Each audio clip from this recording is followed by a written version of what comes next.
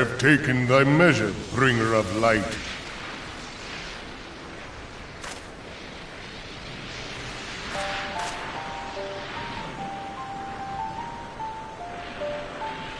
And I judge thee a worthy champion. The task of excising the sin that hath taken root in man's heart is thine. Shrink not from employing thy strength in service to the forest and the wider realm beyond. Like hungering shadows do the enemies of harmony gather, and meekness will but feed them. If man is to be delivered from the dark, it shall be by thy guiding light alone. Stray not from the path, for if thou dost, thy people shall be truly lost.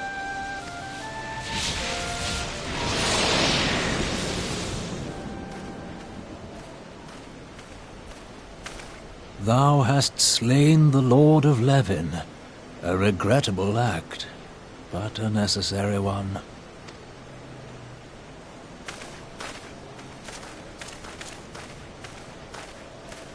In witnessing thy struggle, a truth hath been revealed unto me.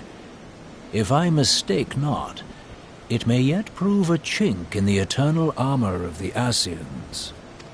But let us conclude our present business. I shall expound upon my findings at the Rising Stones anon.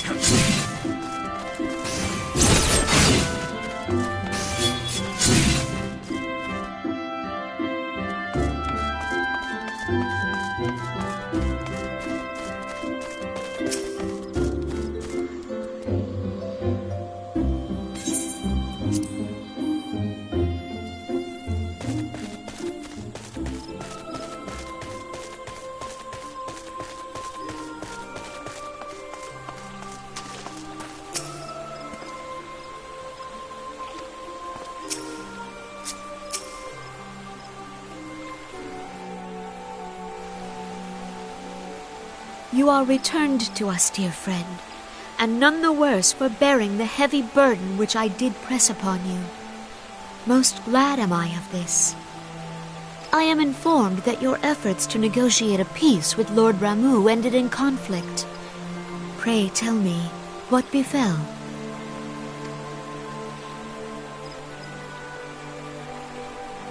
Ramuh made trial of you? I fear there is truth to his claim. It is the darkness within us that attracts the darkness without.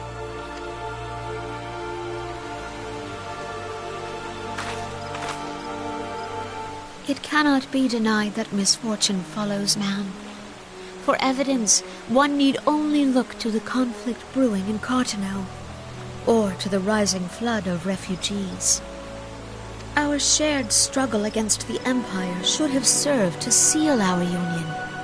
Yet the ties which bind the alliance strain under the weight of gross self-interest. As the scars of the calamity begin to fade, so too does our sense of common purpose. Yet now is scarce the time to forget our shared responsibility. If this new-sprung realm is to survive beyond its infancy, it must needs be nurtured by all. Eorzea must be as one. Yet I fear that dream is still far off.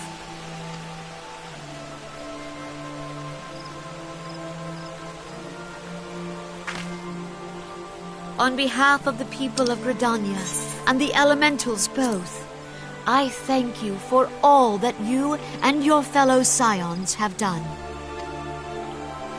Full oft have I been compelled to look to you for aid of late, and offered all too little in return. As leader of this nation, I shall endeavor to prove a more worthy ally to your cause henceforth.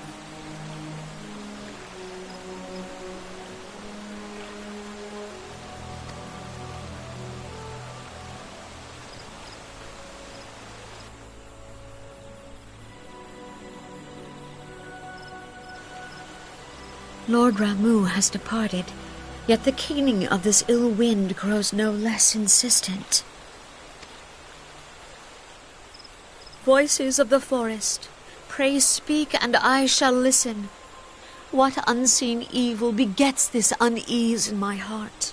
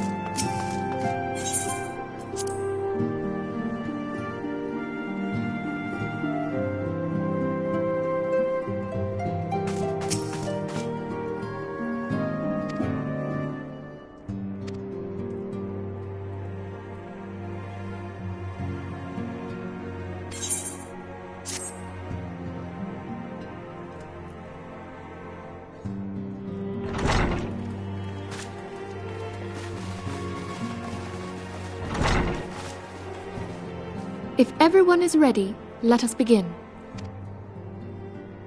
Urianger, the floor is yours.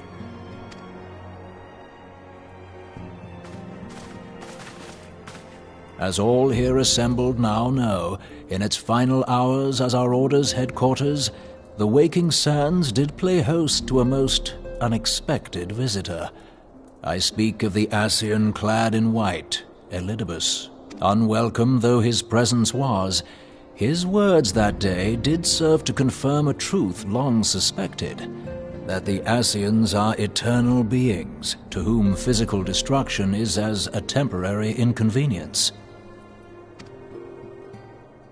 In the intervening time, Urianger and I have striven to discover a means by which the Ascians might more permanently be slain. And 'tis my belief that we have found the thread that will allow us to unravel the twisted skein of their existence. In the moments prior to Leviathan's most recent manifestation, the Sahagin elder who summoned him was observed to undergo some manner of ascension. The etheric readings taken by Y'shtola at the time of this transfiguration have proven most enlightening. The disruption to the flow of ether was sudden and dramatic. So tangible was the agitation, I scarce had need of my goggles. The significance of Y'shtola's readings might better be understood in the context of mine own, taken at the instant of the Lord of Levin's demise. Unlike the Primal, the Sahagin was not subject to etheric dissipation.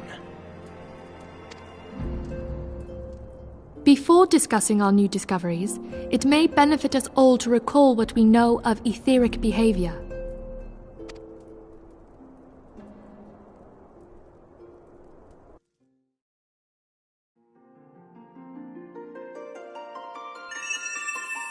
Let us begin at what some might call the end. When we who dwell in the material realm die, our spirits dissolve into the flow of ether and are returned to the ethereal realm. In turn, the restless energy which suffuses that plane streams back into our world, giving rise to new life. 'Tis as the heavens did decree, the way of all mortal souls. Twixt this world and the next do the ethereal currents swirl, bearing the very essence of life.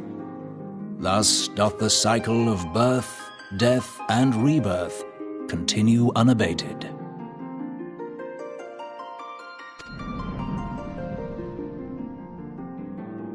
Primals behave somewhat differently. In order to manifest and then maintain a physical presence in this realm, they must consume vast quantities of ether, most often in the form of crystals. Though they may seem to live, their flesh is but ether given shape.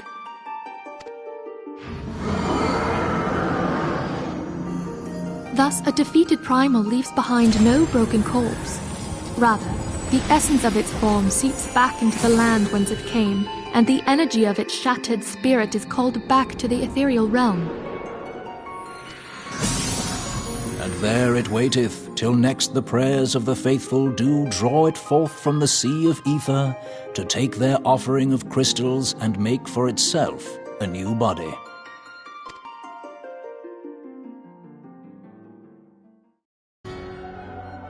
Which brings us on to the third group, the so-called immortals. They exist in a manner all their own. Quite. Even as the Sahagin elder fell to the Admiral's musket shot, I witnessed the release of an ethereal cloud, which immediately took possession of a nearby minion. A soul that dissipateth not upon the death of the flesh. The secret of life everlasting, and in the claws of a Sahagin no less. But I wonder, what would happen to one of these obstinate spirits should there be no suitable host for it to claim?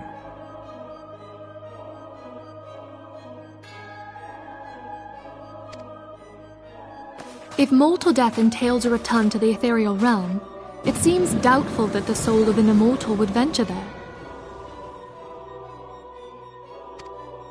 Nay, it merely withdraweth the distance, unto the shore of the ethereal sea, perchance, but no further. Yes, it exists in neither this realm nor the next, abiding instead in the space that lies between them. The Ascians took control of Thancred by means of a crystal of darkness, an artifact which, if our theories are correct, serves as a gateway to the place I have just described. I was hoping people had forgotten about that. I am sorry, my friend. For a mercy, the weary road of our research hath brought us unto an answer. The Sahagin ascended to an immortal state, but he did not possess a crystal of darkness through which to flee this realm. Thus was he consumed by Leviathan. If we could entrap the spirits of defeated Ascians in like manner, and thereby deny them resurrection...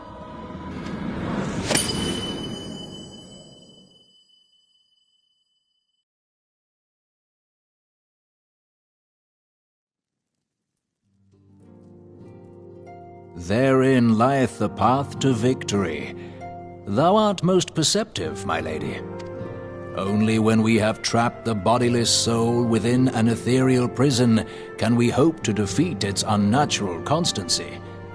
Thus might even an eternal paragon be consigned to oblivion. These feats are, of course, far easier said than done.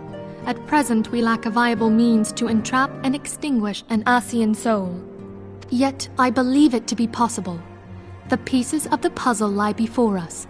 We have but to put them together.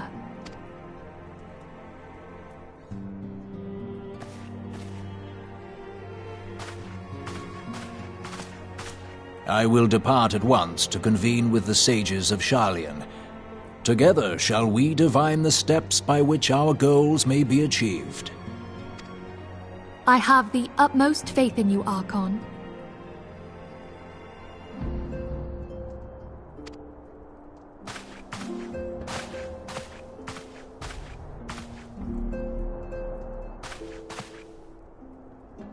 Beg pardon, antecedent, but I would raise one final matter.